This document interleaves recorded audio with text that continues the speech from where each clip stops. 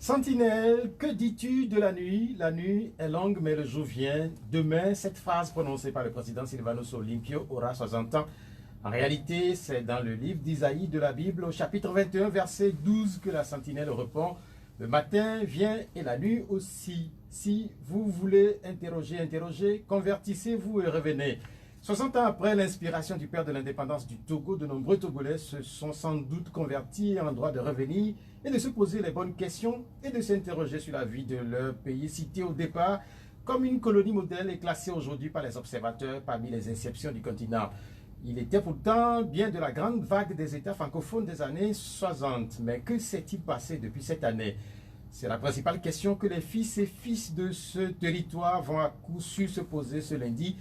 Mais colonisateurs, bien plus forts que les colons français, replongent toute la planète dans de nouvelles chaînes, celles qui inoculent peur, angoisse et tristesse aux hommes. Comme dans les années 60, dans les années des combats pour les indépendances, nos pays sont repartis au front, puisque la nouvelle indépendance devrait être désormais proclamée sur le Covid-19, où et quand les indépendantistes eux-mêmes l'ignorent. Ce lundi, pas de grande célébration. Qui aurait pu imaginer un tel scénario depuis que la conférence nationale de 1991 a redonné un nouveau souffle au 27 avril?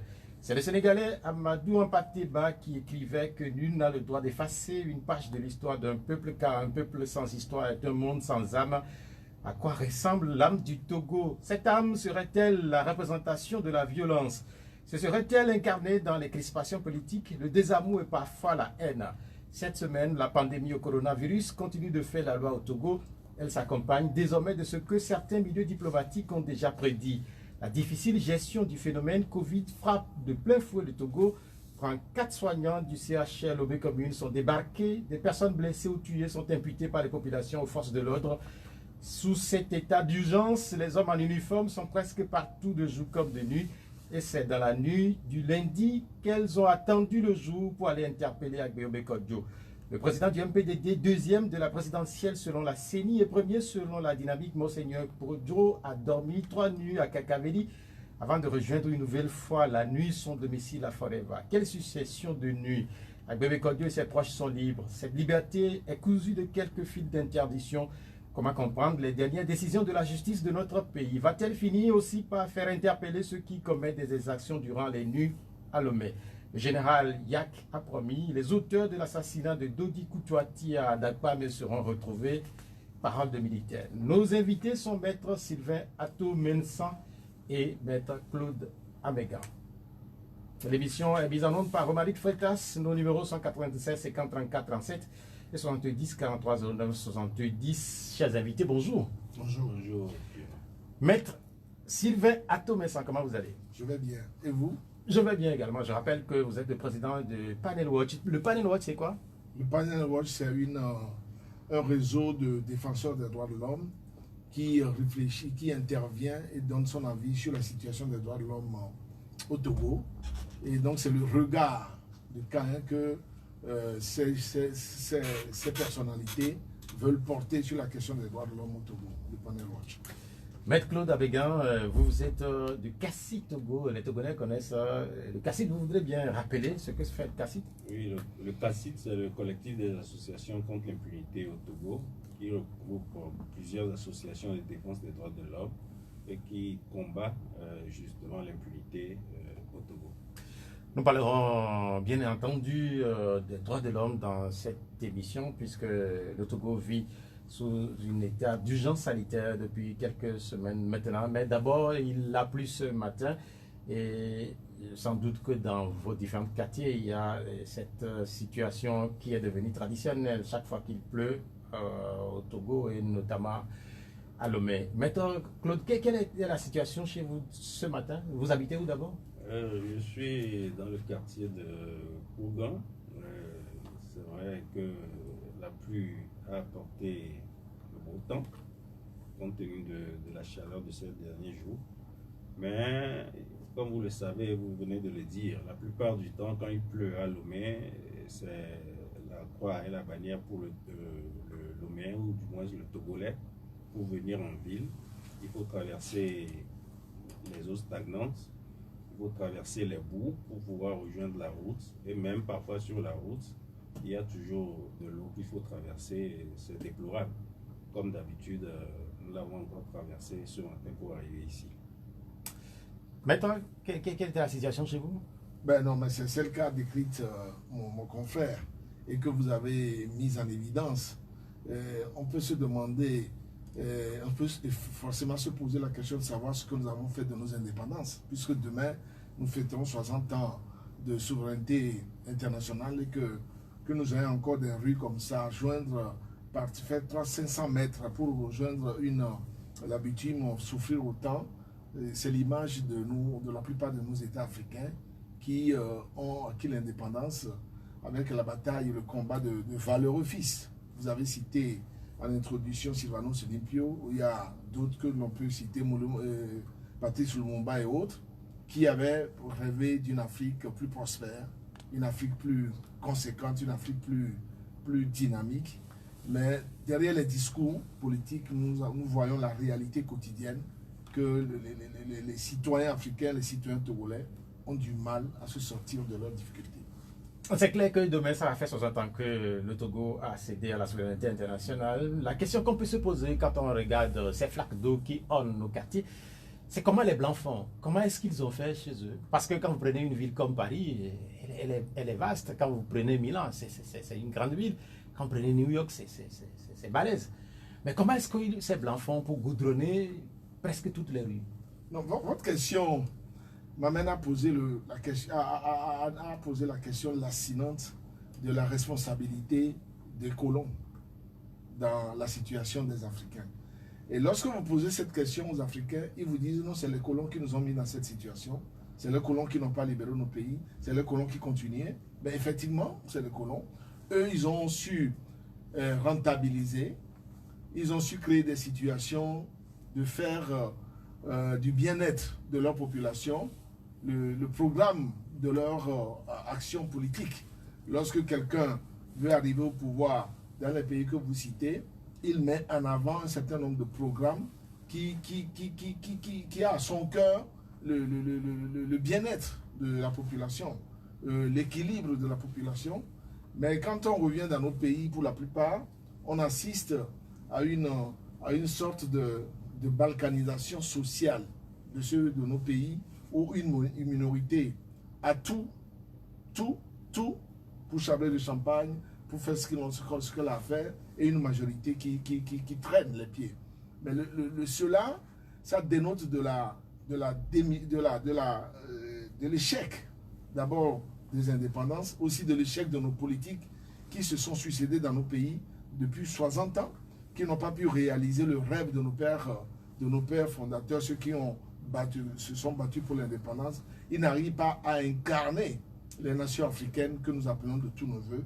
Et ça, ce n'est pas forcément la faute de l'occidental, mais c'est également notre faute, et il y a lieu de s'asseoir et de réfléchir sur le devenir de l'Afrique, sur le bien-être, parce qu'on ne peut pas diriger un pays et que les pays soient dans des situations comme ça. Il est clair également que l'Afrique n'est pas un État et la situation qui prévaut par exemple dans une ville comme Lomé n'est pas la même quand vous allez à Accra ou quand vous allez à Abuja au Nigeria ou encore à Dakar au Sénégal. Oui, moi je pense qu'après 60 ans d'indépendance, dire encore que la colonisation nous a retardés, je suis un peu peiné de le croire. Parce que je crois que c'est plutôt une question de volonté politique. Après 60 ans, si nous prenons par exemple le Rwanda ici, qui est aujourd'hui un pays de référence, qui a connu la guerre, mais le Rwanda est aujourd'hui envié par d'autres pays de l'Europe. C'est un pays qui est en avance. Quand nous allons même au Bénin ici, au Ghana, quand vous avez parlé de la pluie tout à l'heure, mais presque toutes les rues aujourd'hui au Bénin sont goudronnées. Toutes les rues au Ghana ici pratiquement sont goudronnées. Quand vous allez au Sénégal, vous avez l'impression d'être dans une ville européenne. Donc qu'on dise encore que après 60 ans d'indépendance, on est encore au Togo dans cet état, je crois que c'est une question de politique, de manque de volonté politique. Et comme l'a souligné mon confrère tout à l'heure, il y a certaines personnes qui estiment que les biens du pays sont seulement à elle et que tout le pays ne doit pas en profiter, que c'est seulement une minorité qui doit en profiter. C'est ça en réalité le problème de la plupart des pays africains aujourd'hui. Oui. Il faut que les gens comprennent que la société doit être guidée par un contrat, le contrat social, et qu'on doit rechercher le bien-être de tout un chacun dans la société. Quand on prend la question de la minorité, et on l'applique au Togo, cette minorité, elle souffre autant que la majorité. Quand il pleut, quand vous allez à Gouenivé, quand vous allez à Bé, quand vous allez à Kanikopé, ou quand vous allez à Côte-d'Ivoire-Kopé, si les personnalités se déplacent dans ces quartiers-là, elles vivent les mêmes situations. Ce n'est pas toujours évident. Ce n'est pas toujours évident parce que quand vous le verrez, ceux qui sont de la minorité, ils ont des voies pour aller jusque dans leur maison la plupart du temps. Et même s'ils sont dans ces situations-là, dès que la situation se présente, ils trouvent des solutions et après on oublie qu'il faut chercher une solution durable. C'est ça en réalité le problème aujourd'hui au Togo. C'est la même question. Non, mais si vous prenez par exemple les immeubles qu'on est en train de construire à côté de la caisse, dont certains coûtent 2 milliards, est-ce que nous avons besoin de prendre cet argent-là pour construire ces immeubles pour les gens, au lieu de construire un hôpital de référence, un hôpital au plateau clinique assez fourni? Est-ce que l'argent qu'on dépense pour construire ces immeubles-là ne peut pas servir à construire des rues décentes? Nous avons déjà des cités. Les Togolais, ils aiment construire. Leur problème, c'est de pouvoir sortir de leur maison et d'accéder à leur de travail dans des conditions décentes. Les Togolais, ils aiment qu'à la sortie du bureau, qu'ils puissent se retrouver autour d'une bonne bière, autour d'un bon plat de foufou et autres. Mais lorsqu'on est dans cette situation de détresse, de mal vivre, il est difficile de concevoir que dans un pays où nous avons autant de moyens de nous développer, qu'on puisse encore donner dans le luxe, dans les ors.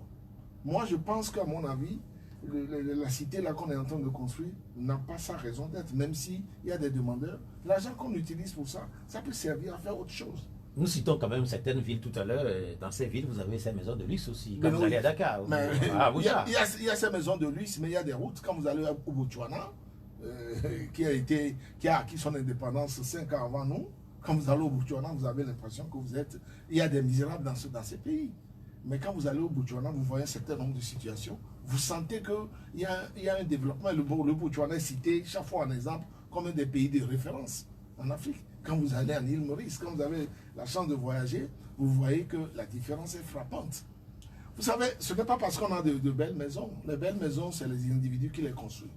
Mais si l'État a les moyens, l'État doit avoir des priorités. Est-ce qu'aujourd'hui, nous avions besoin de construire des villas de luxe et de les louer et de les vendre à 2 milliards, à 1 milliard, à 500 millions, alors que nous n'avons pas des structures médicales adaptées, alors que nous n'avons pas des écoles? Mais c'est la question de 2 milliards. C'est vrai ce que vous dites là. Ça coûte 2 milliards, ces villas. Il y en a qui coûtent 2 milliards. 2 milliards de francs CFA. De francs CFA. Mais en fait, qui va l'acheter? C'est les gens dont vous parlez.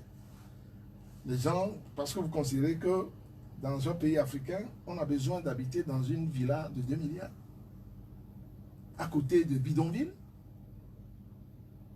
Vous pensez qu'on a besoin d'habiter dans une... La richesse est individuelle, mais elle doit être partagée. On doit avoir une conscience de la pauvreté à côté de sa petite richesse. Ça, c'est important. Vous avez vu la situation qu'a créée la pandémie du Covid-19 aujourd'hui. Vous voyez la dichotomie, la fracture qu'il y a aujourd'hui entre ce qui se fait ailleurs et ce qui se fait aujourd'hui. Heureusement que le gouvernement a eu un comportement assez adéquat pour répondre à un certain nombre de situations et pallier à un certain nombre de manquements. Sinon, nous allions dans la catastrophe. Je dis que si on avait prévu, on avait pensé à autre chose, on aurait dû utiliser l'argent pour faire d'autres choses. Vous avez vu l'argent qu'on a dépensé pour la campagne présidentielle? Vous avez vu ça? Ça aurait pu servir à autre chose. Mais la campagne présidentielle, vous savez que c'est la campagne présidentielle. C'est également prévu. C'est prévu. Mais il y a, vous avez cité des pays tout à l'heure, il y a un plafond de campagne électorale dans tous les pays démocratiques. la Cour constitutionnelle devra nous dire aujourd'hui quel est le plafond que chaque candidat a atteint. Ça fait partie des règles du jeu démocratique. Ok, merci. C'est clair que la campagne électorale est finie. Vous avez quand même permis d'ouvrir sur l'un des sujets essentiels de ces derniers temps. Quand vous citez en référence un certain nombre de pays, cela veut dire tout simplement que vous voyagez beaucoup. Maître Claude, vous voyagez aussi? Vous voyagez beaucoup? Oui, si l'occasion me le permet, je voyage. Oui, mais depuis que la situation est figée pour un certain nombre d'Africains, de Terriens, comment est-ce que vous vous débrouillez? Vous êtes à Lomé depuis... vous ne voyagez plus? Oui, les conditions sanitaires obligent à ce que tout le monde reste chez soi en ce moment. Vous le savez, le gouvernement a sorti un communiqué, même des décrets. Et je crois que en réalité, aujourd'hui, selon les annonces, les aéroports sont fermés. Et donc, les voyages sont très, très limités. Et donc, personne ne peut plus voyager en ce moment. Nous aussi, nous sommes obligés de nous soumettre aux mesures prises par le gouvernement. Et donc, pour le moment, nous sommes sur place et nous gérons avec tout le monde. L'essentiel, c'est de pouvoir rester chez soi et ne pas sortir si ce n'est pas nécessaire. Et donc, nous respectons les mesures prises par le gouvernement. Nous gérons également la pandémie à notre manière. Maître Sylvain Thomesan, il se raconte que vous ne passez pas beaucoup de semaines à Lomé, que vous êtes entre plusieurs avions à la fois. Vous êtes à Lomé depuis. Comment est-ce que vous vivez cette situation? Bon, mais je la vis comme les ministres qui voyagent aussi. Le ministre des Affaires étrangères voyage pratiquement. Mais il n'est pas ici, c'est vous qui êtes là. Je la vis, je la vis un peu difficilement parce que j'ai perdu l'habitude de rester tout le temps confiné. Mais je crois que c'est salutaire pour moi-même, pour mes confrères, pour mes amis, pour ma famille. Il faut être assez prudent. Et en cela, il faut féliciter le gouvernement d'avoir pris la mesure de cette situation et d'avoir donné un certain nombre de dispositions, mais que, hélas, parfois, les populations ne respectent parce que je ne voyage pas, mais je sors d'une campagne de sensibilisation Covid et de distribution des cache-nez dans certaines contrées de notre pays. Beaucoup de gens ne comprennent pas encore la gravité de la situation. Moi, je la comprends, je la vis parce que je suis ouvert sur l'étranger. Et ça aussi, ça fait partie des petits problèmes que l'on peut avoir lorsqu'on voyage tout le temps. Mais ça nous permet de comparer, de voir ce qui se fait de mieux ailleurs et ce que nous devons faire aussi de notre côté. Pour ce qui me concerne, mon confrère sait que je m'en plains tout le temps parce que ça fait 3 mois que je ne suis plus parti. Je suis rentré à Lomé en février et puis je ne suis plus parti. Je partais quand les frontières ont été fermées. Heureusement que je ne suis pas parti sous leur conseil, évidemment. Sinon, je partais, ça devait être pire pour moi en France. Ouais, mais en fait, ça doit être intéressant, le confinement à l'européenne. Ah non, je n'aurais Dans pas, un appartement. je ne l'aurais pas bien vécu.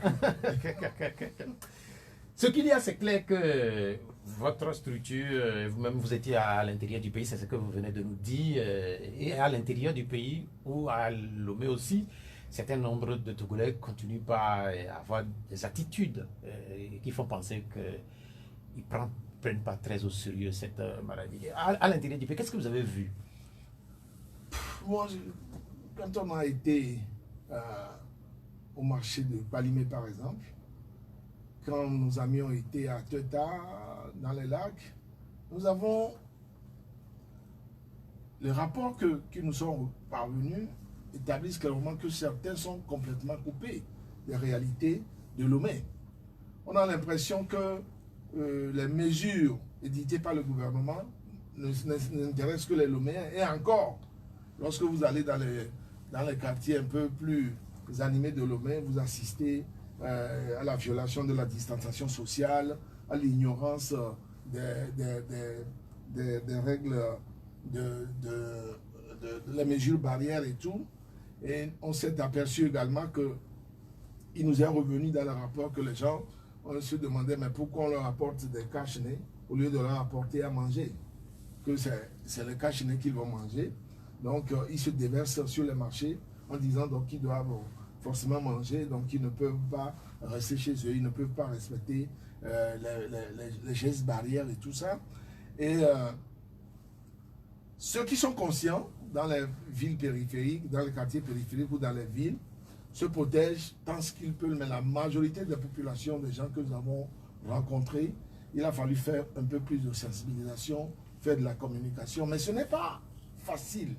Et d'ailleurs, dans une contrée, il nous a été reproché d'avoir apporté des cache-nez qui seraient fabriqués par le gouvernement pour les asphyxier. Vous avez toute une histoire autour de ces choses, mais ça nous a permis de comprendre que le Togolais a encore du travail à faire. Depuis la survenue de cette pandémie, un certain nombre de mesures sont prises, notamment par exemple le fait que le CHR de Lomé est dédié à la lutte contre cette maladie. On sait que dans les droits de l'homme, il y a le droit à la vie. Est-ce que par exemple cette structure qui est dédiée exclusivement pour prendre en charge ceux qui souffrent de cette maladie, est-ce que pour vous c'est une bonne réponse ou pas? C'est vrai qu'au départ, il y a eu un certain nombre de cacophonies qui ont été constatées autour de la mesure. Oui, c'est vrai que cette pandémie a surpris tout le monde, a surpris également le gouvernement. Et je crois que cette mesure de consacrer le CHR de Lomé commune au traitement de cette pandémie, nous pensons à notre niveau que c'est une bonne chose. C'est pour éviter que les malades aillent dans tous les hôpitaux pour se faire soigner, et ça permet de limiter les mouvements de ces malades, et nous pensons que a priori c'est une bonne chose, puisque quand on parle de droits de l'homme, c'est également le droit à la vie. Et nous pensons que le gouvernement a anticipé sur les événements, mais on aurait pu anticiper encore mieux si on avait des structures hospitalières dignes de ce nom. Malheureusement, nous n'en avions pas. Il ne fallait pas attendre cette pandémie pour commencer par réfléchir à où soigner, à où traiter les malades. On aurait pu y penser avant. Les médecins ont pendant longtemps crié leur ras-le-bol. Les populations ont toujours dit qu'ils n'ont pas accès aux soins. On aurait pu prendre des dispositions par avance pour pouvoir créer des structures dignes de ce nom et qui pouvaient accueillir aujourd'hui les gens qui souffrent de cette maladie, de cette pandémie.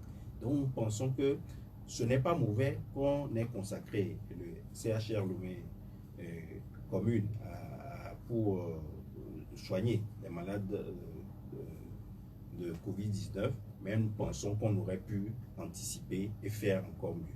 Sur la question de l'anticipation, c'est vrai, Maître Tomé-San, au Togo, les structures de référence se comptent sur les bouts des doigts, et les références dont il est même question reste problématique pour un certain nombre d'acteurs qui officient dans ces structures. Quand on fait la comparaison avec le Ghana et quand on fait la comparaison avec la Côte d'Ivoire, comment faire pour que nos structures puissent répondre, puisque c'est vrai, le Covid va passer, mais d'autres fléaux vont rester. D'abord, pour garantir le droit à la vie, il faut également promouvoir le droit à la santé. C'est un droit important. Lorsque vous êtes malade et que vous êtes mal soigné, inévitablement, vous êtes appelé à mourir pour la plupart des cas, sauf si vous êtes un miraculé. Maintenant, comment faire pour que nous puissions régler le problème du droit à la santé? Parce qu'il s'agit de ça. D'abord, il faut considérer que nous, qui prétendons être militants des droits de l'homme, nous avons ignoré les droits économiques et socio-culturels. Le Togo est parti à un certain nombre de traités internationaux, de certain nombre d'engagements. Nous saisissons souvent la cour d'Abuja parce qu'on a violé un certain nombre de droits politiques, mais on aurait pu faire constater le caractère déliquescent de nos structures de santé et amener l'État togolais devant la cour de la CEDEAO pour lui dire mais il faut respecter la santé, le droit à la santé des citoyens. On aurait pu organiser des colloques, des débats sur la question. Lorsque les médecins font des mouvements, les journalistes, nous, on les suit à peu près pas du tout. Et on considère que c'est des privilégiés qui sont insatisfaits. Et Claude l'a dit tout à l'heure, on aurait dû anticiper. Comment dans un pays qui a 60 ans d'indépendance, on ne peut pas avoir 2 ou 3 hôpitaux de référence?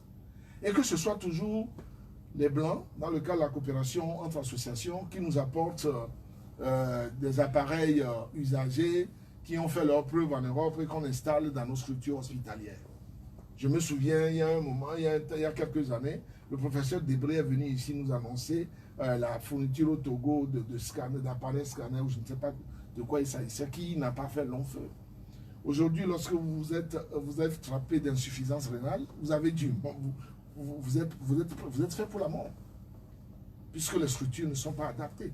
Les médecins crient tous les jours qu'ils ne travaillent pas dans des conditions décentes. On ne les a pas accompagnés, on ne les a pas soutenus. On ignore, lorsque nous sommes sur nos plateformes de WhatsApp, combien de fois nous avons relayé ces difficultés des médecins. Non, on préfère faire d'autres débats. Donc, maintenant, vous vous demandez qu'est-ce qu'on peut faire. Ce que nous pouvons faire, c'est de revendiquer notre droit à la santé en demandant à l'État de prendre les dispositions pour diminuer un certain nombre de dépenses et offrir 2 ou 3 hôpitaux dans le pays, à Lomé, à Sokodé, à Kara, à Dapan. Parce que si aujourd'hui, le problème s'est posé à Kpalimé, quand on était à Kpalimé, on s'est demandé si les gens ont le Covid-19. Il faut les amener à Lomé. Et lorsqu'ils sont en difficulté respiratoire, le temps de les amener ici, ils peuvent crever. Donc vous comprenez, on aurait pu créer également une structure adaptée pour la région des plateaux à Takwame ou à Kpalimé, pour ça. Mais il ne faut pas quand même ignorer que le gouvernement fait des efforts pour équiper cet hôpital-là de structures qui puissent accueillir les gens du Covid. Il n'y a que ça. Et après, il y a les autres maladies. Les gens sont tout le temps malades. Les gens doivent accoucher. Les gens ont des problèmes de diabète. Les gens ont des problèmes de tension artérielle. Où les soigner? Et moi, je suis avec des médecins. Des gens ne vont plus dans les hôpitaux aujourd'hui parce qu'ils ont peur d'attraper le Covid. Ils ont peur de se faire mal soigner. Et les gens ont peur d'aller au CHR de Kégué parce qu'ils disent que non, on n'est pas sûr d'être bien soigné. Donc il faut également de la sensibilisation, il faut également de la transparence sur ces questions-là et que le gouvernement prenne sur lui au prochain budget, que les députés votent un budget conséquent pour la santé. Quand on vous écoute, vous défenseurs des droits de l'homme, y compris les acteurs de la scène politique, vous l'avez dit, on met devant les droits civils les politiques, mais est-ce qu'il va arriver un jour, par exemple, dans un pays comme le Togo, que des manifestations aient lieu et que le thème central, c'est pour bâtir les centres de soins, c'est pour avoir des appareils de qualité? Est-ce que c'est imaginable pour un pays comme le Togo? Quand on sait qu'ici, ce qui rassemble beaucoup plus, c'est les questions liées au fauteuil présidentiel, par exemple. Avant que Claude nous réponde, par exemple, nous, au moment où, dans cette phase-là, nous avons demandé la contribution des gens pour fabriquer des cache-nez. On a vu très peu de gens mobilisés. J'ai même entendu des gens me répondre que ceux qui sont au pouvoir là, ils ne vont pas te donner l'argent pour faire des cache-nez. Il a fallu qu'on demande à nos amis français, occidentaux, de nous aider à avoir ces cache-nez. Mais si on vous demande de mobiliser de l'argent, de cotiser de l'argent pour aller marcher dans les rues, pour aller revendiquer quoi que ce soit, on le fait. Mais moi, je vais peut-être décevoir vos auditeurs, mais lorsqu'on a un bien-être, nous avons fait une avancée en matière de liberté de la première génération. Sinon, on ne serait pas dans ce studio. Je suis plus âgé que vous deux ici. Il y a une quinzaine d'années, une vingtaine d'années, on serait venu nous frapper, nous tabasser correctement ici. Nous avons fait une avancée en matière des droits, en matière des droits de la première génération, des droits de l'homme de la première génération. Il nous faut être regardant sur notre bien-être. Nous avons construit une école à 20 km d'ici, avec l'aide des Européens. La dernière fois, nous sommes retournés, une école qu'on a construite il y a 15 ans. On nous demande de construire des latrines pour cette école, de fournir des cahiers, des craies, des tableaux pour les gens de cette école. Alors qu'on en a un député du coin qui se promène, qui se pavane. Les députés, on a de nouveaux maires qui sont dans le coin. Et ils ne peuvent pas imaginer cela. Donc le développement, les droits socio-économiques sont de l'apanage des citoyens. Parce qu'il ne peut pas être mis il ne peut pas être mis en évidence, il ne peut pas être mis... on ne peut pas les construire quand l'État n'a pas les moyens. C'est à cela qu'on appelle la solidarité de chacun. Il se fait que malheureusement, que les citoyens, Claude et moi, nous, on n'a pas les moyens de sortir de l'argent pour aller construire une école. On n'en a pas. Ouais.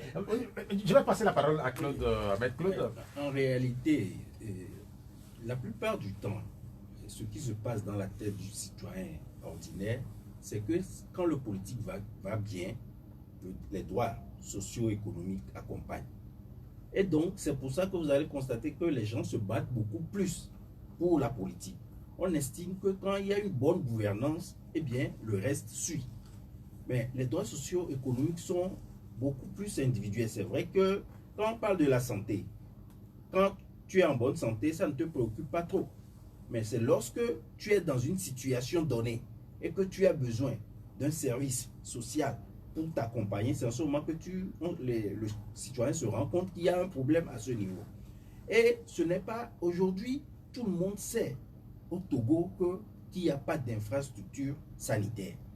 Et si les associations de défense des droits de l'homme que nous sommes, nous arrivons à faire un travail de fond, à mobiliser, à expliquer, à faire un travail de sensibilisation, à faire un travail de pédagogie, d'explication aux citoyens. Et si nous appelons les citoyens à se mobiliser pour réclamer ces droits socio-économiques, je crois que ça peut prendre. Aujourd'hui, de plus en plus, les gens deviennent plus fatigués de la politique. Et les gens ont l'impression de ne plus s'intéresser trop à la politique parce que la politique, c'est réservé à certaines personnes et c'est seulement certains qui tirent profit. Nous devons aujourd'hui nous battre beaucoup plus pour les causes de droits de l'homme, les causes socio-économiques. Et c'est ce travail que nous, en tant que défenseurs des droits de l'homme, nous devons faire. C'est ce travail que les associations doivent commencer par faire. Mais généralement, on estime que quand la politique marche bien, eh bien le reste suit. Mais vous avez donné une piste, nous allons y travailler et voir ce que ça peut donner aussi. Nous parlons des droits de l'homme durant cette période de coronavirus et au Togo, plusieurs mesures ont été prises par les autorités. Un état d'urgence sanitaire a été décrété dans notre pays pour 3 mois, c'est une première. Est-ce que cet état d'urgence vous rassure? Moi, l'état d'urgence sanitaire, il faut l'ajouter. Parce qu'il y a état d'urgence, mais nous sommes dans un état d'urgence sanitaire qui rétrécit un certain nombre de droits aux citoyens, mais avec des mesures supplétives qui rétablissent l'équilibre. Vous avez constaté que l'État a commencé par distribuer de l'argent aux citoyens qui s'accumulent devant les banques et les sièges des téléphonies mobiles pour prendre 5 000 francs sans respect de la distanciation sociale. C'est des bousculades énormes. Donc lorsque vous prenez des mesures de ce genre, il faut les contrôler, mais pas par la force. Lorsque on prend les mesures de distanciation sociale, il faut se laver les mains. Est-ce que nous avons tous les dispositifs pour nous laver les mains tout le temps? Vous allez dans certains villages, c'est l'eau de rigole que l'on prend pour se laver les mains. L'État a bien joué en disant, écoutez, nous allons exempter les petites couches, je ne sais pas comment ils les appellent, du paiement de l'eau et de l'électricité. Tranche sociale. La tranche sociale, c'est de la discrimination. Parce que dans l'état social, dans l'état d'urgence sanitaire, l'État doit veiller à ne pas faire de la discrimination. Parce que nous sommes tous autant menacés. Nos revenus, quelle que soit notre situation, ont diminué ou même se sont totalement atténués. Donc c'est en ce moment que la Caisse de solidarité nationale doit pouvoir fonctionner en faveur de tous les citoyens. Lorsqu'on exempte les gens de paiement de l'électricité de 10 000, de 15 000, Claude et moi, qu'on considère que nous sommes dans la tranche moyenne parce que nous sommes avocats, quand on nous permet de payer la moitié... La tranche sociale ne va pas assez à 10 000. Hein. Non, je donne un exemple. Ouais, C'est un exemple que je donne. Ça ne dépasse pas quand même, selon ce qu'on m'a dit. Ouais. Lorsque vous voyez également les mesures qui sont prises pour payer les éminents, parce qu'ils ne doivent pas circuler, ces mesures ne sont pas totalement applicables et elles n'ont pas été suffisamment appréciées. J'ai réfléchi avant de les prendre parce que ce sont une tranche de la population qui fonctionne au jour le jour. Ne faudrait-il pas prendre un certain nombre de mesures en leur faveur avant de le faire? Et lorsque vous prenez la distribution de nourriture que l'on fait de porte à porte, c'est l'exposition de la pauvreté des gens. J'ai vu des images du président Jerry Tama qui est en train de distribuer de la nourriture aux gens et qui l'expose sur les réseaux sociaux. Lui-même, il a son masque, son couvre-nez. Les bonnes femmes à qui il distribue la nourriture ne sont pas protégées. Elles sont dans une situation de dénuement. Elles ont besoin de les exposer de cette façon, de montrer qu'on est en train d'amoindrir leur pauvreté, leur misère. Je crois qu'il y a un certain nombre de choses. Et maintenant, quand on prend la mesure phare qui concerne nous, les droits de l'homme, la mesure du couvre-feu, c'est là où il y a les dérapages. Et on reviendra là-dessus. Sur la mesure, oui, allez-y. Oui, pour compléter ce que vient de dire Patrick Vincent, vous savez, les mesures ont été prises dans une certaine précipitation. On a l'impression que le gouvernement n'a pas pu étudier à fond les mesures et surtout leur mise en œuvre. Quand nous parlons par exemple de ces transferts d'argent et qu'on dit que les gens devaient aller prendre cet argent avec la carte d'électeur, alors qu'on sait très bien que les cartes d'électeurs ont été affichées et que tout le monde pouvait prendre les numéros sur ces cartes affichées et prendre les sous comme ça s'est passé, l'argent comme ça s'est passé. Mais ça veut dire qu'en réalité, on devait agir par anticipation et prévoir qu'on risque que des escrocs prennent l'argent des autres. Maintenant, on veut pallier à cela. On dit qu'il faut encore donner un autre numéro qui est encore en face des cartes qui sont affichées. Mais on aurait pu peut-être prendre d'autres dispositions pour être sûr que ceux à qui ces montants sont destinés, ces sommes sont destinées, c'est eux qui vont pouvoir les percevoir. Donc il y a tellement de précipitation que la mise en exécution, la mise en œuvre de ces mesures pose sérieusement problème. C'est clair que c'est pas seulement au Togo. C'est vrai que partout au monde, même aux États-Unis, les dispositions qui sont prises par les autorités sont problématiques et sont discutables. Oui, mais c'est pas parce que ça se passe aux États-Unis que nous, on ne nous a pas dit que c'est mauvais. En réalité, quand les choses se passent ailleurs, quand nous voulons les reproduire chez nous, nous devons y réfléchir et trouver même des solutions avant de les lancer. Non, je le dis parce que tout le monde a été surpris par le Covid-19 et personne ne s'est préparé à prendre des mesures par rapport. C'est justement pourquoi nous pensons qu'il faut qu'on réfléchisse sur la mise en œuvre. Les discours, c'est bon, les mesures sont bonnes, mais la mise en œuvre, il faut que le gouvernement y réfléchisse autrement. Et comme le dit mon confrère, peut-être nous allons revenir au couvre-feu, parce que c'est important de préciser que l'état d'urgence est sanitaire. Et il faut que les gens comprennent ce que ça veut dire. L'état d'urgence sanitaire, ce n'est pas un état d'urgence dans un ordre politique, mais c'est sanitaire. Et il faut que les gens comprennent le communiqué. La différence, il faut absolument, c'est important. Il faut que les gens comprennent le discours du chef de l'État, comprennent le soubassement de ce discours et comprennent les soubassements de ces mesures qui sont prises. Mais quand vous dites les gens, vous faites allusion à qui?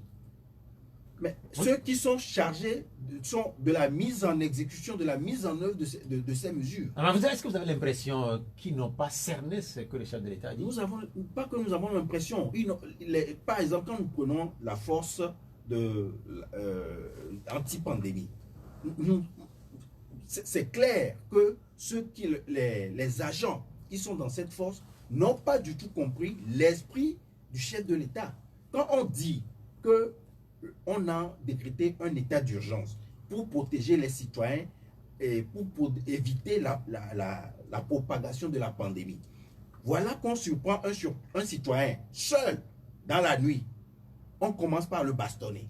On commence par lui infliger des traitements cruels, inhumains. On arrive jusqu'à lui ôter la vie.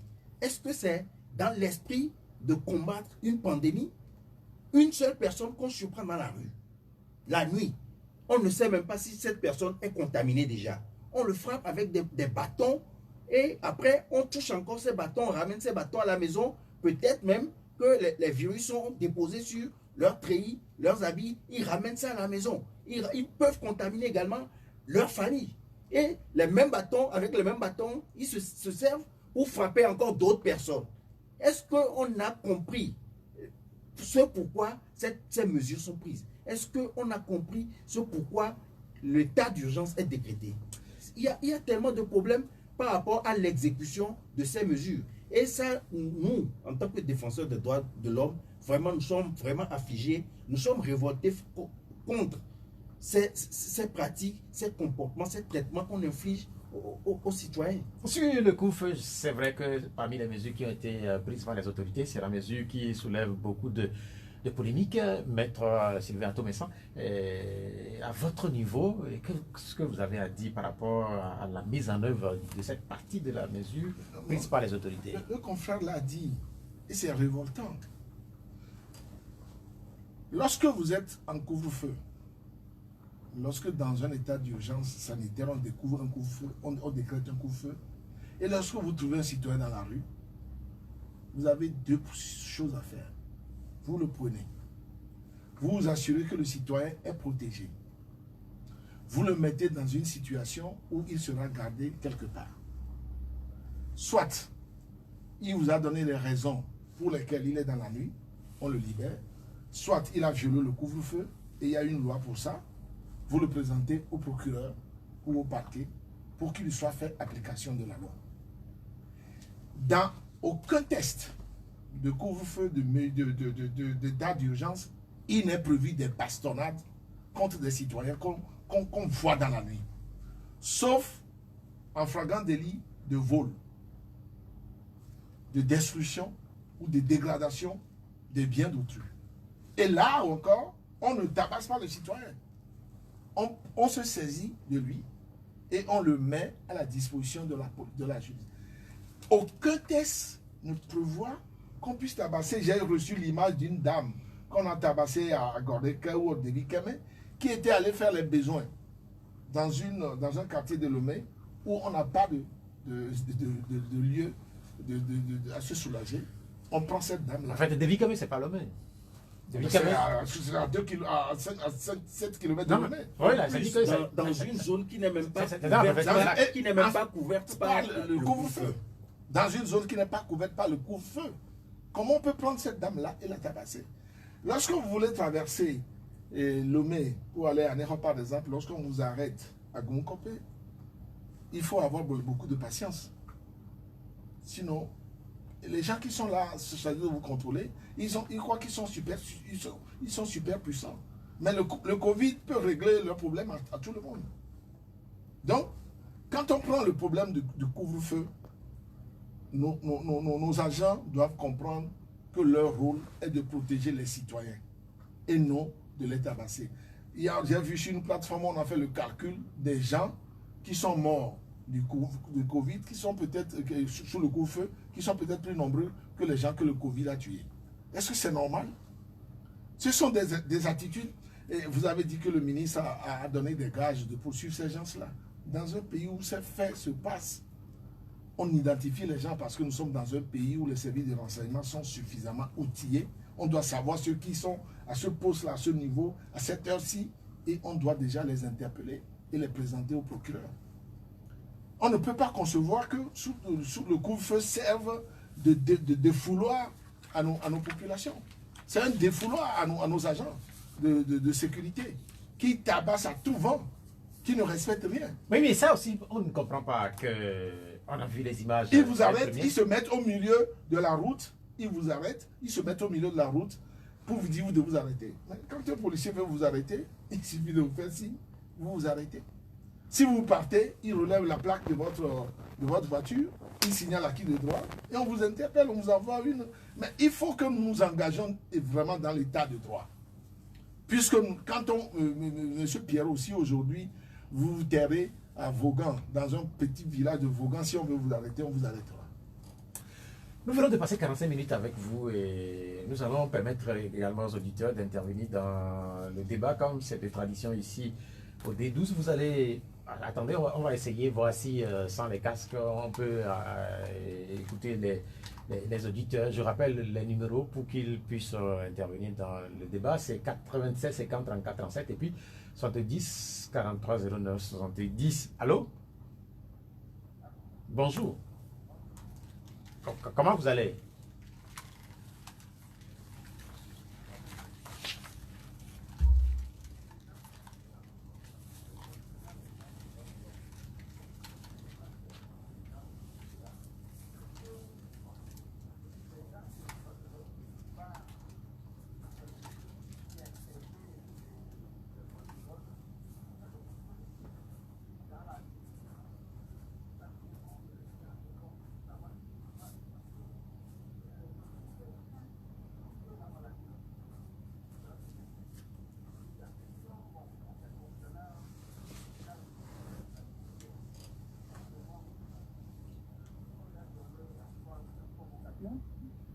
Et avant la veille même de la convocation, ça a vu le jour, les militaires sont partis encercler sa maison.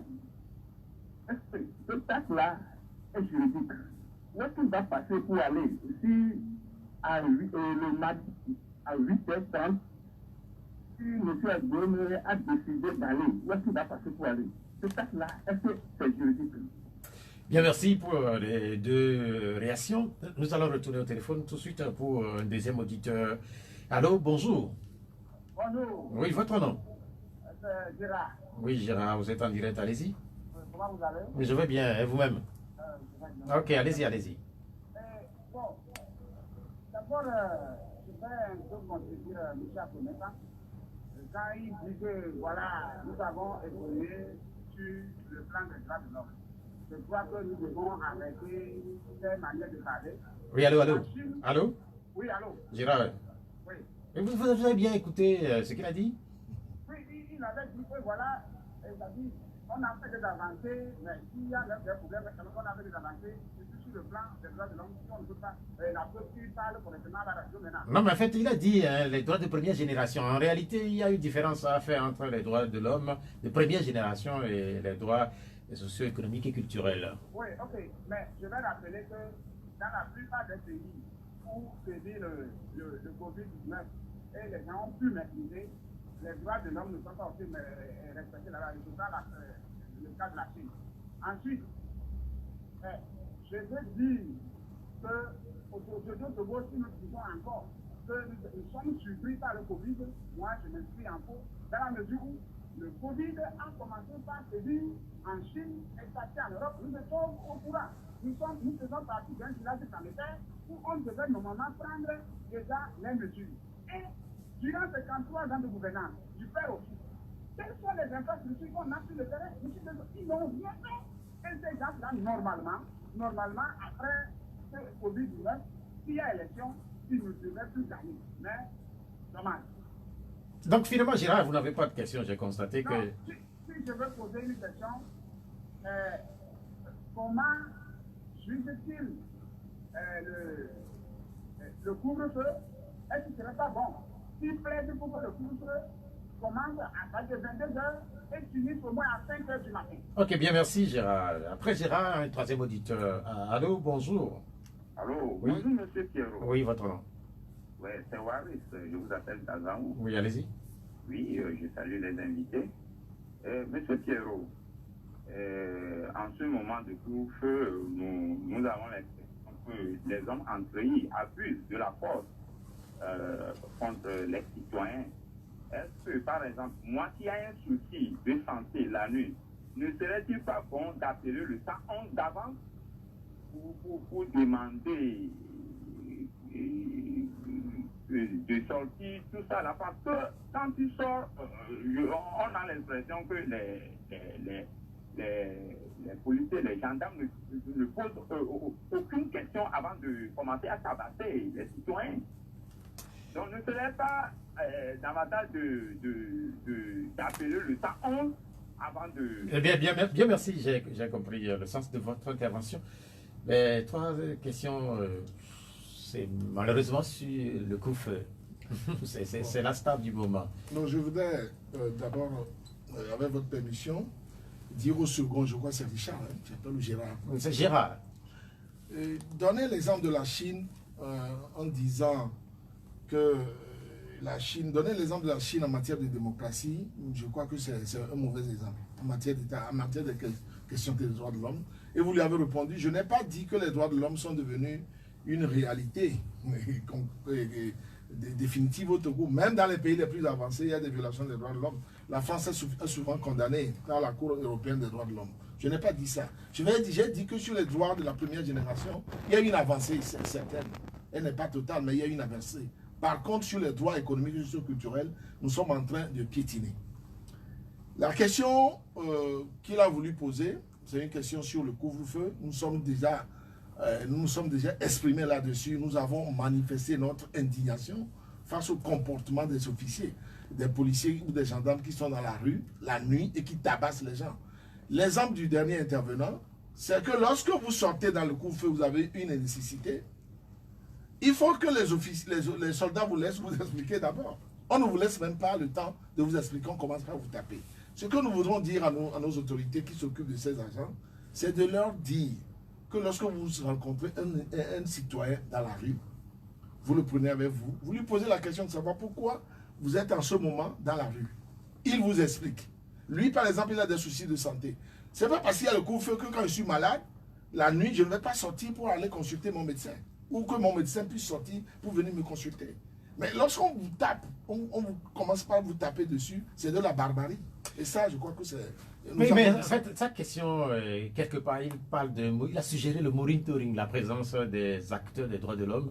Oui, je voudrais lui répondre sur ça. Est-ce que c'est possible? Oui, il y a déjà la Commission nationale des droits de l'homme qui a initié un projet de monitoring du couvre-feu et qui demande aux associations de défense des droits de l'homme de s'y associer. Au niveau du panel, nous sommes en train d'étudier la possibilité de nous associer à cela. Mais vous savez, au Togo, lorsque vous ne savez pas vous associer à un certain nombre de situations, c'est vous qui avez le compte court. Donc il faut extrêmement savoir ce que la Commission nationale des droits de l'homme fait. Parce qu'aujourd'hui, on peut annoncer cette démarche-là, mais sur le terrain, qu'elle ne soit pas concrète, qu'elle n'apporte pas un certain nombre de choses. Parce que lorsque vous êtes membre de cet observatoire du couvre-feu qui assiste, qui arrive, que vous êtes impuissant à raisonner les officiers en face ou les agents de la police ou de la gendarmerie en face, eh bien ce n'est pas utile. Donc on veut savoir le contenu de ce projet et comment on peut être impliqué et le réaliser. De toute façon, le couvre-feu, quelles que soient les circonstances, ne doit pas donner lieu à des bastonnades, à des sévices, à des traitements cruels et inhumains contre les gens. Et nous allons documenter ces traitements-là et poursuivre les gens. Notre code pénal prévoit aujourd'hui des poursuites contre des citoyens qui exercent ce type de sévices contre les autres. Nous allons écouter le maître Claude Abega. Oui, je crois qu'en principe, on n'a même pas besoin des défenseurs des droits de l'homme aux côtés des agents de cette force-là pour qu'ils fassent bien leur travail. Le ministre de la Sécurité même l'avait dit dans ses discours qu'ils vont voir les cas par cas. Et il peut y avoir des urgences qui amènent les gens à sortir la nuit. Et il suffirait que ces personnes expliquent aux agents. Je crois que le travail qui doit se faire doit être plus un travail de pédagogie vis-à-vis de ces agents qui font partie de cette force. Ils doivent comprendre le rôle qu'ils ont à jouer en cette période. C'est un état d'urgence sanitaire. C'est pour ça qu'il est important que nous insistons là-dessus. C'est un état d'urgence sanitaire. Les gens peuvent sortir pour des besoins, par exemple, par rapport, comme le gars qui a été tué récemment à Adakwame, et comme la dame dont mon confrère a parlé tout à l'heure. Les gens peuvent sortir pour des besoins physiologiques. Les gens peuvent sortir pour des besoins de santé. Donc, il faut qu'on fasse la part des choses. Et même pour ceux qui sont simplement dans la nuit, pour simple promenade, je crois que en aucun cas, on ne peut pas les bastonner. Oui. Il faut qu'un travail de pédagogie se fasse au niveau de ces agents, de cette force-là, pour qu'ils comprennent la nécessité de leur travail dans la nuit en cette période. Il y a quelqu'un qui a suggéré que le couvre-feu soit, tout simplement revu de 22 h à 5 h du matin. Est-ce que c'est une idée qui vous agrée? Non, le début du couvre-feu, 20 h, ce n'est pas mal, mais c'est la fin du couvre-feu qui pose problème à 6 h. On peut le ramener à 5 h, à 5 h 30 pour permettre aux gens de commencer par vaquer. Mais commencer le couvre-feu à 22 h, c'est trop tard, à mon avis, parce que ce qu'on veut éviter, c'est cette promiscuité, cette émulation entre les populations. Mais plus tôt tout le monde rentre, plus on a un contrôle sur la situation. Il y a une question politique qui a été laissée par le premier auditeur concernant Biobi Kodjo. Ah oui, oui. Effectivement, il a soulevé que la veille de son interpellation, qu'une armada de gendarmes avait déjà encerclé sa maison. Nous, lorsqu'on veut, dans le cadre d'une procédure judiciaire, lorsqu'on veut interpeller un citoyen, on ne l'interpelle pas avec avec des chars. Non, ça ne donne pas une bonne image de notre pays. Surtout dans une période où tout le monde est braqué sur les questions de protection, de sensibilisation sur le coup de feu et sur le Covid. Et surtout également, je ne pense pas, à mon avis, que ce soit aussi pressé d'aller interpeller Agboémé dans des conditions où on a fracassé sa maison, on a fait un certain nombre de choses, on le prend la nuit. Donc je crois qu'il fallait respecter son droit de citoyen. Si vous convoquez un citoyen une troisième fois qui ne se présente pas, je crois que l'arsenal juridique est suffisamment adapté pour le faire. Qu'est-ce qui s'est passé à ce moment-là? Si la personne ne se présentait pas. On peut saisir le juge d'instruction, le doyen d'instruction, d'une plainte d'une plainte directe et le doyen. Parce que parfois, lorsqu'on vous convoque à la gendarmerie, on a plus peur que lorsqu'on vous convoque, que le juge vous convoque. On aurait pu lui délivrer la convocation au niveau du juge d'un cabinet d'instruction pour lui dire de venir comparaître. C'est l'instruction qui suivra. Pour des raisons d'apaisement, on aurait pu saisir le juge d'instruction de sa plainte et les faire comparaître là-bas. Quand un citoyen reçoit une invitation ou une convocation du juge d'instruction, il est plus rassuré que quand il reçoit une convocation de la gendarmerie. On aurait pu éviter la case de gendarmerie dans cette procédure et aller directement devant le juge d'instruction qui pourra prendre des mesures, faire faire un mandat pour l'amener pour les besoins et même donner des instructions aux forces de police pour faire les enquêtes, pour faire un certain nombre de choses. Bien, merci. Nous avons quelques questions qui sont laissées par les auditeurs qui, eux, nous regardent un peu partout dans le monde, notamment Daniel Badagon-Zogbe. Il dit en quoi le couvre-feu est une mesure pour éviter la propagation du virus. Oui, Maître Thomasin l'a dit tout à l'heure. En réalité, l'esprit, c'est d'éviter la promiscuité. Vous savez que la plupart du temps, quand les gens sortent ou sortent du service le soir, les gens ont tendance à se regrouper entre amis, à prendre un pot, à discuter. Et donc, ça entraîne une certaine promiscuité qui peut entraîner la propagation de la pandémie. Mais avec le couvre-feu, c'est une mesure qui permet à tout un chacun de rentrer rapidement chez soi. Peut-être on peut se distraire avec sa petite famille à la maison, mais ça permet à chacun de rentrer chez soi. Ça permet d'éviter que les gens s'attroupent dans des bars, dans des coins, pour favoriser ainsi la propagation de la pandémie. Je crois que c'est en cela que cette mesure n'est pas mauvaise. C'est pas seulement au Togo qu'elle a été prise, hein, Absolument. Dans beaucoup de pays. Allô, on va retourner au téléphone pour une deuxième série de 3 auditeurs. Allô, bonjour. Allô? Allô, Pierre, oui. Je me suis la ligne mal lâchée. C'est moi qui est revenu. Oui, allô? C'est moi qui est revenu. Ok, allez-y. Oui, j'ai ma deuxième question. Tu mets 60 ans de notre indépendance. Est-ce que la situation politique aujourd'hui de notre pays, les Togolais seront ensemble un jour pour célébrer cette fête? Et est-ce que nous jouissons de cette indépendance? Merci beaucoup. Bien, merci Wallis pour avoir complété votre liste de questions. Après Wallis, nous avons un autre auditeur. Allô, bonjour. Bonjour, monsieur. C'est monsieur? C'est monsieur Alpha. Oui, Alpha, vous êtes en direct, allez-y. Oui. Je voulais intervenir sur un point de Maître Anthony. il disait que je suis un civil. Il disait que quand les militaires prend quelqu'un dans la rue, commence à le tabasser. C'est bien, mais il y a quelque chose aussi qu'on doit comprendre. Nous, les citoyens, on a un comportement envers les forces de l'ordre.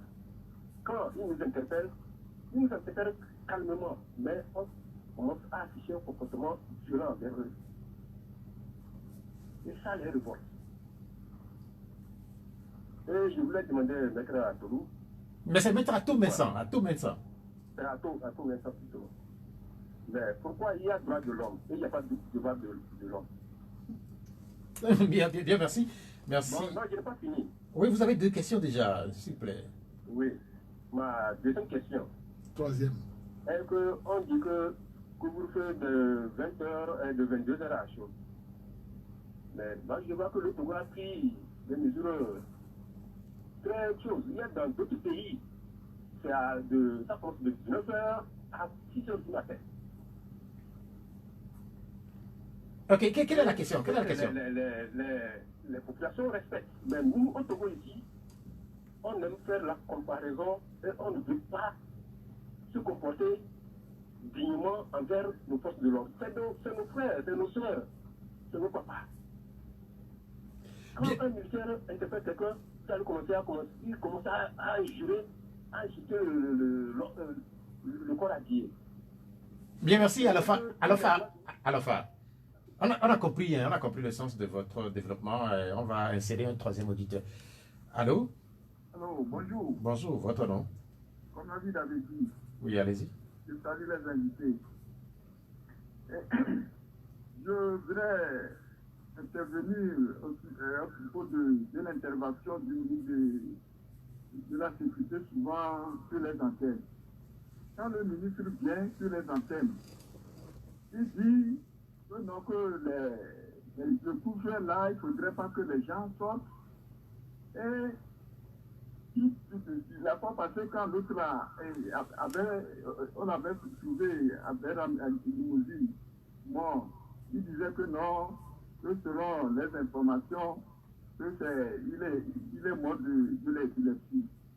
Comment un épileptique, même quand il est sur sa moto, s'il est pris par l'épilepsie, s'il tombait, il va avoir des blessures. Et quand il vient, il dit ça des fois, ça élève la population. On a l'impression que lui, il cautionne même les bavures de ces gens-là. Mais pourquoi il connaît ces éléments?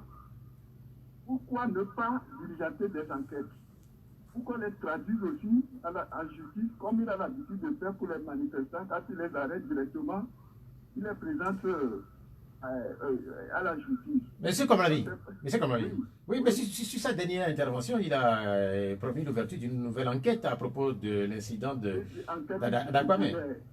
Souvent, est-ce que vous avez une fois vu, on a traduit un agent de force de l'ordre à la justice? Je ne pense pas. Il n'y a pas de poids de mesure. Nous tous sommes des citoyens, on a même ça. Les autres ne vont pas. On a compris, s'il vous plaît, comme on a compris. Est-ce que vous avez quelque chose à ajouter? Oui.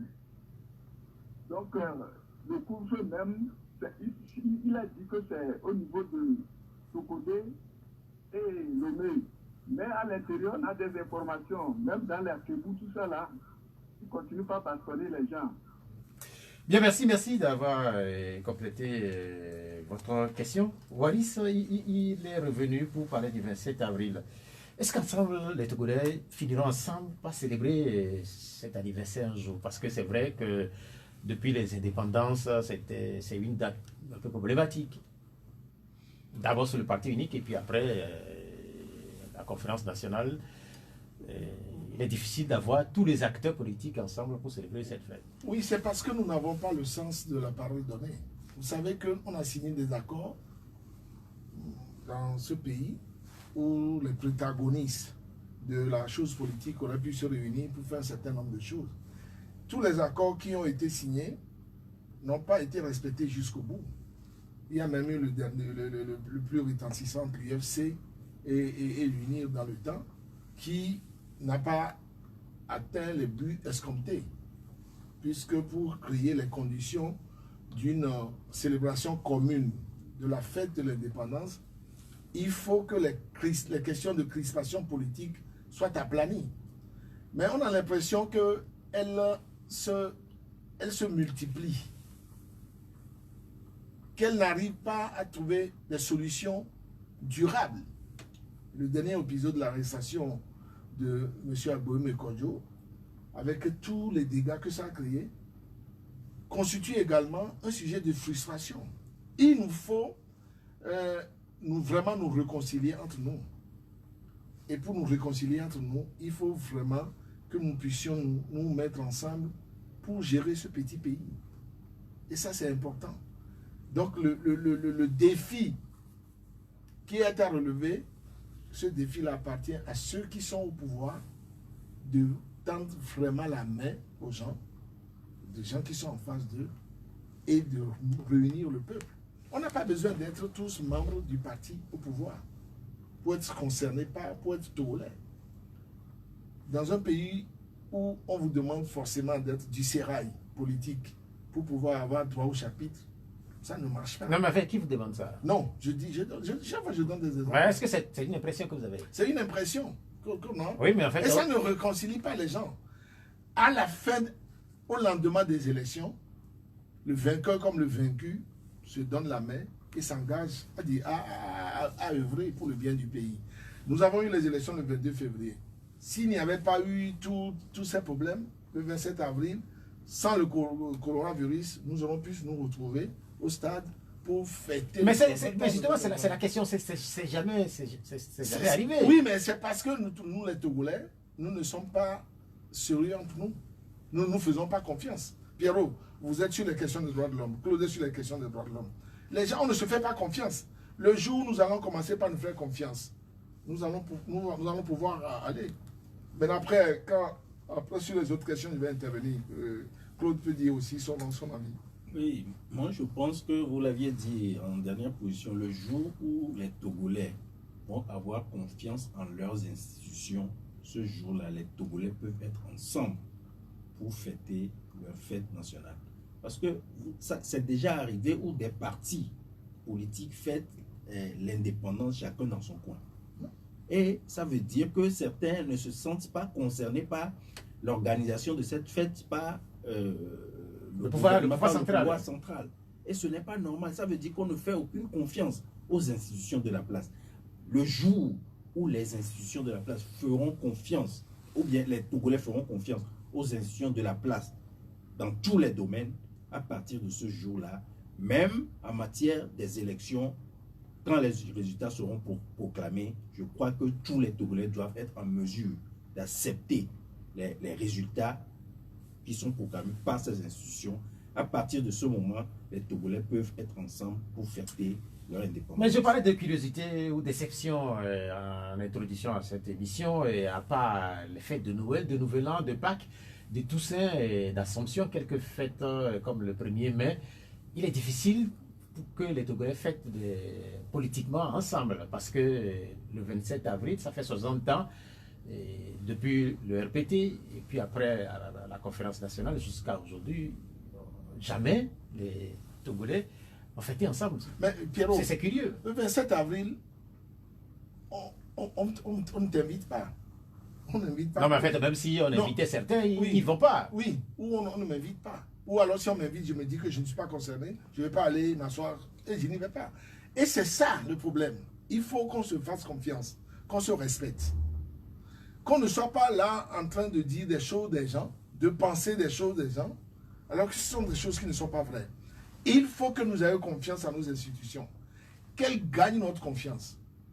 Et lorsqu'elles auront gagné notre confiance, et que nous aussi, nous inspirons confiance à ceux qui sont là, mais lorsque nous nous regardons en champ de faïence, nous sommes dans la suspicion permanente, on ne peut pas fêter ensemble. Et on dit chez les évêques, pour d'autres veiller qu'on en est. Lorsque tous les gens sont repus, alors que moi je n'ai pas mangé aujourd'hui, il va m'inviter à une fête, je n'irai pas. Nous allons avoir la question de Alpha. Il dit qu'en réalité, le comportement qu'on dénonce et qui sont ces comportements qui sont imputés aux forces de l'ordre, que ça n'est pas du néant. Oui, sur ce plan, il a raison. Parce que je vous ai dit que j'ai fait un peu de monitoring. J'ai vu un peu, j'ai circulé vers la population. Les Togolais sont Il a difficiles. totalement raison. Non, pas totalement. Ou parfois, il arrive Parfois, il arrive que lorsqu'on on vous interpelle, mais ça doit avoir des origines, des raisons lointaines. C'est parce que nos forces de l'ordre nous ont tellement tabassé tout le temps que nous avons une attitude défensive vis-à-vis d'elles. Lorsqu'on crée les conditions de cette confiance-là dont on parle, lorsqu'un militaire ou un policier te parle avec courtoisie, avec respect, tu le lui parles. Mais lorsque d'avance, tu as une prédisposition pour dire que ce monsieur veut me créer des problèmes, veut m'embêter, on se rebiffe. Il arrive des situations, moi j'ai circulé un peu dans certains coins, où tu es désolé de voir ce que le comportement des Togolais. Sur ce plan, il y a une part de vérité, mais il faut chercher la raison. La raison, on a fait des opérations de réconciliation en main nation dans ce pays. Je ne sais pas si vous y avez assisté, mais elles n'ont rien donné. Il y a eu même parce que ce n'était pas sincère. Il y a eu même les journées portes ouvertes consacrées aux forces d'armée du Togo. Et puis, Il y a eu... Non, mais en fait, puisqu'on a beaucoup de questions, il y a cette question. Il dit, vous parlez tout le temps des droits de l'homme, vous ne parlez pas des devoirs. Quand on parle des droits de l'homme, c'est toujours accompagné de devoirs. Il n'y a pas de droit sans devoir. Il y a toujours, quand on parle de droits de l'homme, comme on dit, la liberté des uns s'arrête là où commence les devoirs de l'autre. Donc, ça veut dire que quand tu parles de liberté, ça veut dire que tu as une liberté jusqu'à un temps ou bien dans un domaine donné, mais l'autre aussi a sa liberté. À partir du moment où c'est la liberté de l'autre, ça veut dire que tu as des devoirs vis-à-vis de l'autre. Prenons la situation spécifique des droits du coup-feu. Oui. Sur la situation spécifique du coup-feu, quels sont les devoirs, par exemple, et des civils et des militaires? Le citoyen a le devoir de respecter les mesures ordonnées par le gouvernement. C'est ça le devoir du citoyen. Le citoyen a le devoir de respecter les mesures prises. C'est vrai que le citoyen a le droit à la liberté, mais nous sommes dans une période exceptionnelle. Et donc, à partir de ce moment, la liberté du citoyen est réduite. La liberté est réduite et le citoyen est obligé de se soumettre. Si exceptionnellement aussi, il devait y arriver que la liberté ou bien les mesures ne puissent pas être respectées par le citoyen, il doit y avoir une raison que le citoyen doit pouvoir expliquer aux forces de l'ordre. Et le monsieur qui a posé la question, il a dit qu'il est un civil, mais il a fait état de quelque chose qui m'a fait tiquer un peu. Il dit que quand les citoyens parlent aux militaires, généralement les gens réagissent autrement.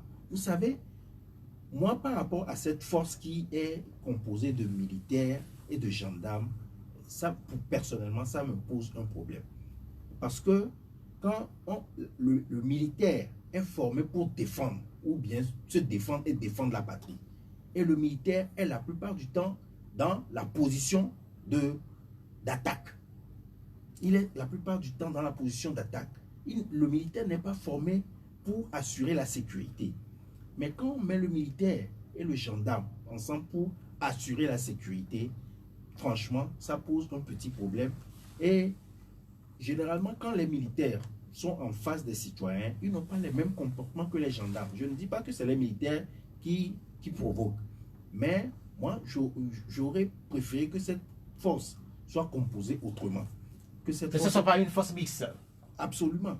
Que cette force soit composée des gens qui ont la pratique de la sécurité, qui assurent vraiment la sécurité. Bien, merci. Par propos du général Yak, est-ce que vous avez l'impression qu'il cautionne ce qui se passe? Parce que c'est le sens de l'intervention de Koblanvi. Je ne le pense pas, puisque le ministre a été l'un des tout premiers à dénoncer ces pratiques. Ouais. Il a été l'un des tout premiers à dénoncer ces pratiques et il a même dit que les gens, les agents qui les égarés là, qui posent de tels actes, répondront de leurs actes. Il a été très clair. On a appris quand même que certains ont été appelés. Certains agents. Et je peux rassurer le citoyen, celui qui a posé la question, que nous, en tant qu'avocats, il nous est arrivé de rencontrer des agents de force de police ou de gendarmerie se retrouver à la barre. Ça, il y a plusieurs formes de sanctions. Ça peut être juste une sanction disciplinaire, mais quand les faits sont aggravés et sont avérés, on peut les amener devant le Et tribunal. il nous reste encore une quinzaine de minutes. Il y a cette question de Claude depuis Bain. Sur quelle affaire un procureur de la République peut-il s'autosaisir? Parce que certains ont fait référence, par exemple, au dérapage qu'on constate autour du couvre-feu. Est-ce que dans un cas comme celui-là, un procureur de la République peut s'autosaisir? Bien sûr. Quand il y a mort d'homme, inévitablement le procureur parquet s'autosaisit et déclenche la procédure des enquêtes. À partir du moment où il y a crime, le Oui. procureur absolument doit s'autosaisir. Il doit s'autosaisir. Le procureur doit s'autosaisir. Ou au moins, s'il n'est pas informé par ses subalternes, au moins du moment où il a l'information, il doit pouvoir s'autosaisir. Nous allons reprendre la direction du téléphone pour encore quelques auditeurs, quelques questions. Allô? Oui, allô? Qui est là? Oui, bonjour. Bonjour, monsieur Pierrot. Oui, votre nom? C'est Taufik. Taufik, comment vous allez? Non, très bien. Ok, allez-y. Bon, à propos de l'arrestation de M. Adjumera, je pense que depuis au Togo, nous constatons que les droits de l'homme font mal le travail. Parce que les scènes comme ça, là, c'est pas aujourd'hui que ça s'est passé. En 2015, nous avons vu des scénarios comme ça où le domicile de M. Jean-Pierre Fabre fut encerclé. On n'a pas vu les droits de l'homme. C'est sur les médias seulement qui interviennent pour dire qu'ils condamnent. Pourquoi, à chaque fois, ils n'aillent pas au frère du chef de l'État pour intervenir dans ce qui sont en face? Ça là, c'est trop, il y a trop d'injustice. Et maintenant, à cause du coup-feu là, les gens sont tués là. Et le ministre de la Sécurité qui est en charge de la sécurité, il ne dit rien. Et on ne sait pas. Non, mais en fait, quand vous dites qu'il ne dit rien, là, en fait, là, vous n'êtes pas dans la vérité. Et celui contre les gens qui sont tabassés et qu'on retrouve morts après le coup-feu là. Oui, mais le ministre a plusieurs fois réagi. Il a réagi maintenant qu'on nous donne le nom de ceux qui ont fait, ceux qui ont tué. On dit qu'on l'a tué, on ne voit pas l'assassin, et puis les gens meurent comme ça, et puis tout le monde se tait, et puis ça va comme ça. Les droits de l'homme là, vous êtes où? Vous devez nous trouver les auteurs de ces actes. Merci. Bien, merci, Taufik. Vous êtes interpellé à trouver le coupable dans ce qui se passe depuis quelques temps. Allô? Oui, allô? Bonjour. Allô? Oui, vous êtes en direct. Bonjour. Oui, allez-y, votre question. Ma question, c'est que nous avons l'impression au Togo que la justice, elle est dirigée contre un certain nombre de personnes. Parce que quand je vois des gens mourir fortement comme ça, battus, et que le procureur ne s'auto-saisit pas. Mais quand il s'agit des questions politiques, il s'auto-saisit. Est-ce que les invités qui sont là-bas peuvent nous expliquer davantage comment un juge peut s'auto-saisir? Parce que nous avons vu nos compatriotes mourir de façon très lâche. Excusez-moi si le mot est trop dur. Je vous remercie pour les émissions que vous faites passer et pour les informations que vous donnez. Bien, merci. Nous allons prendre un troisième auditeur. Allô? Oui, allô? Est-ce qu'on l'a? Allô? Moi, j'écoute. Allô? Allô? Oui, bonjour. Oui, bonjour. Oui, bonjour les députés. Oui, votre nom? Oui, je vous appelle de Télissou. Oui, votre nom? Je vous appelle de Télissou. Ok, allez-y. Merci.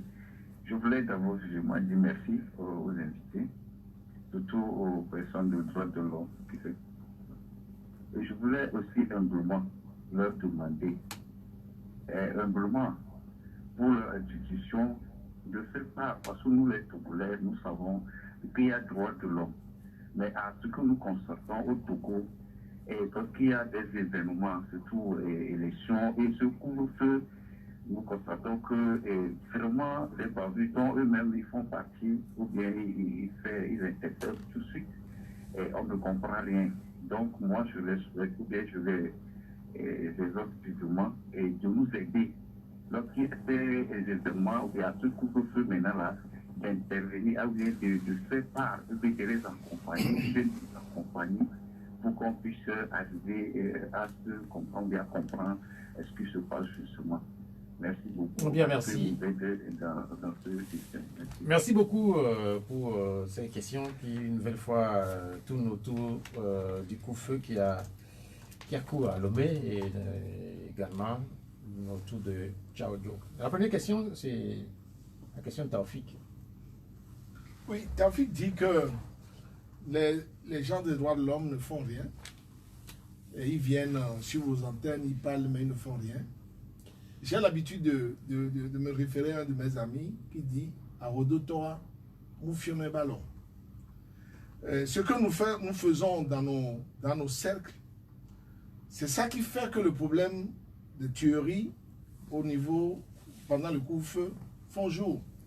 Lorsque nous avons les éléments, nous intervenons. Mais nous avons des structures dans lesquelles il faut intervenir, il faut faire un certain nombre de choses. Il ne faut pas qu'ils pensent que le citoyen, le militant des droits de l'homme est le bienvenu au palais de la présidence. Le président de la République ne reçoit, enfin, en tant qu'institution, que la Commission nationale des droits de l'homme, et peut-être sur demande des organisations de la société civile, des droits de l'homme, s'il veut bien les recevoir. Et je ne pense pas que régler les questions des droits de l'homme se limite à des visites qu'on fait au niveau des chefs de l'État. Il y a des individus qui écrivent directement au chef de l'État. Il y a nos associations qui interviennent. Si nous avons accepté à venir à ce débat, c'est parce que vous avez voulu parler des actions au niveau du coup-feu que moi j'ai accepté. Et je crois que nous faisons, et je ne le cache pas, j'ai souvent appelé le ministre Yac, qui accepte de prendre mon appel et je lui fais part de nos préoccupations. Ce n'est pas tout ce que nous sommes en train de faire que nous allons exposer sur la place publique. Après, nous avons des moments de rapport. Est-ce qu'il sait que lorsque la Ligue togolaise des droits de l'homme dresse son rapport et publie, est-ce qu'il sait ce que mon ami Abogan ou mon ami Amégan subissent après? Donc, travailler en matière des droits de l'homme au Togo, en Afrique, ce n'est pas une chose facile. Mais nous continuons. Deuxièmement, oui, sur la question du coup-feu, en fait, il vous invite carrément à chercher les coupables.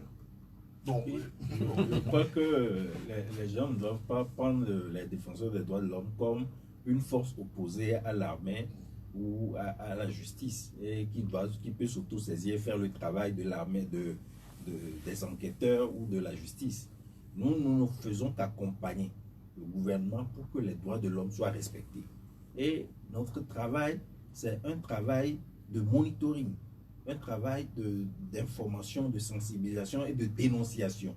Et donc, nous avons dit dans des communiqués que nous allons déposer plainte ou bien nous allons assister les familles dont les parents ont été victimes de bavures ou bien dont les parents sont morts par suite des actes des agents de la force anti-pandémie. Nous allons les assister pour qu'ils déposent plainte. Et il reviendra à la justice de faire son travail comme cela se doit. Mais nous ne pouvons pas nous substituer à la gendarmerie pour enquêter, pour rechercher ceux qui sont les auteurs. C'est la gendarmerie, mais ils ont leur hiérarchie et tout doit se faire au niveau de leur hiérarchie. Et nous allons déposer plainte. La justice également va faire son travail pour que ces personnes soient retrouvées. Mais nous ne pouvons, notre travail a une certaine limite. Il faut que les gens comprennent cela. Mais il y a une intervention qui fait état de 2 poids 2 mesures en ce qui concerne la justice dans notre pays. Donc il le dit là, la responsabilité de ce qu'il dit. Il dit que quand il faut arrêter les opposants, le procureur public est prompt, et quand il faut arrêter les autres. Oui, mais ça, ça ne nous concerne pas. Nous, chaque fois que... Je vous dis que, par exemple, nous appelons les personnes, nous écrivons à des gens au niveau du panel Watch, vous voyez tous, on les interpelle, on les fait venir pour leur poser des questions et on donne nos avis sur le comportement des citoyens, de toutes les personnes. Donc je ne pense pas que...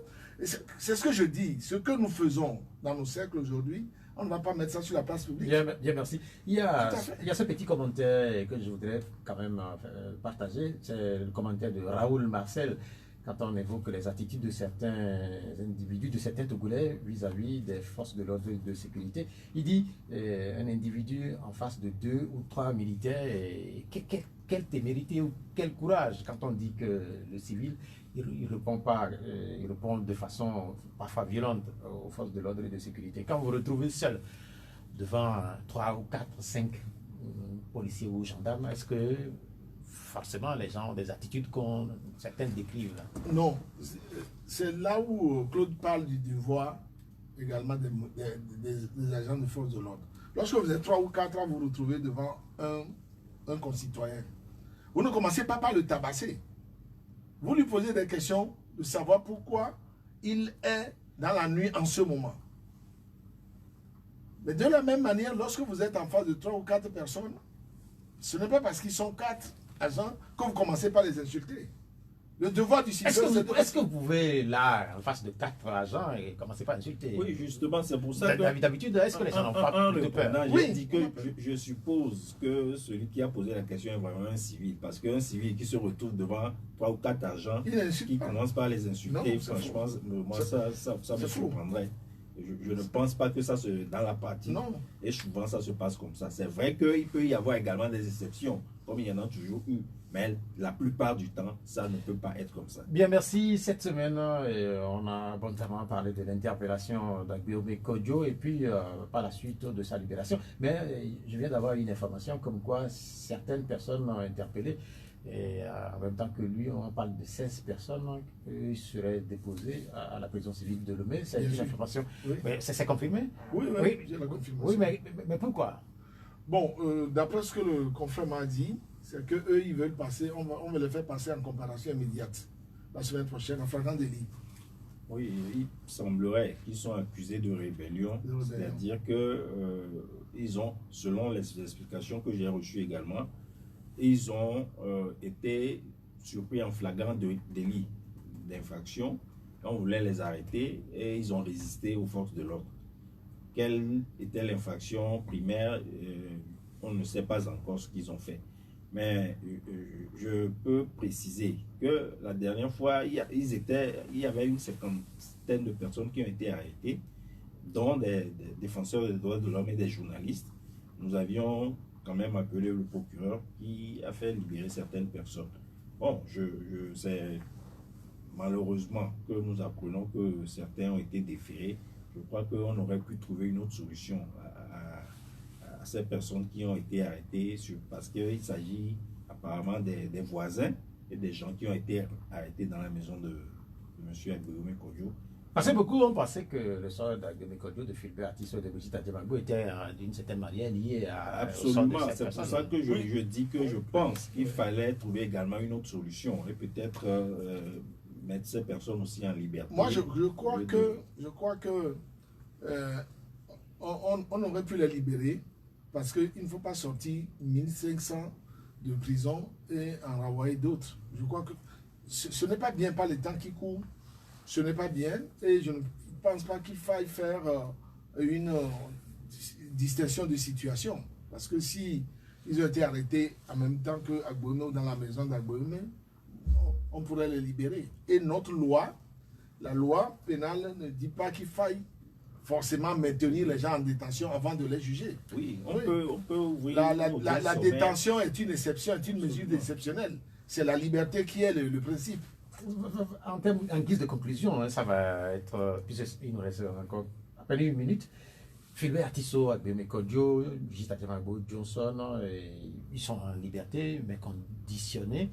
Quel est le degré de respect, des droits de l'homme par rapport à ces mesures qui sont dénoncées depuis vendredi? Non, mais en fait, on a limité leur liberté d'expression. Lorsqu'on choisit les thèmes sur lesquels vous allez vous exprimer en tant que citoyen, c'est qu'on limite votre liberté d'expression.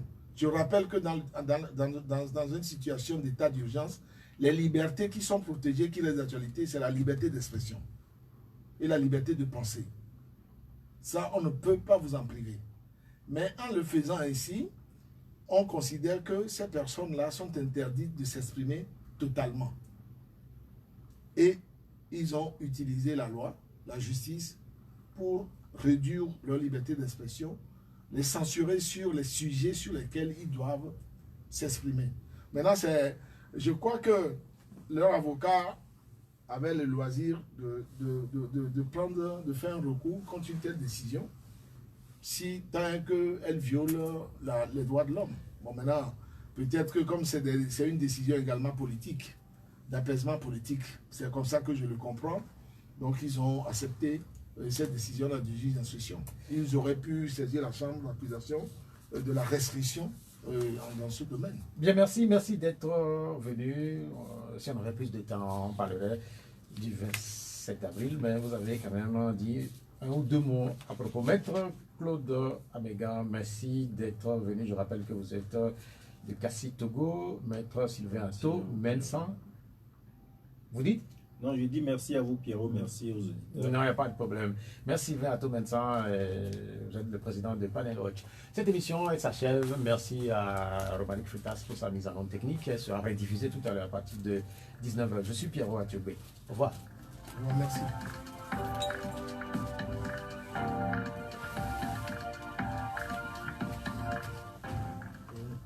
De longtemps,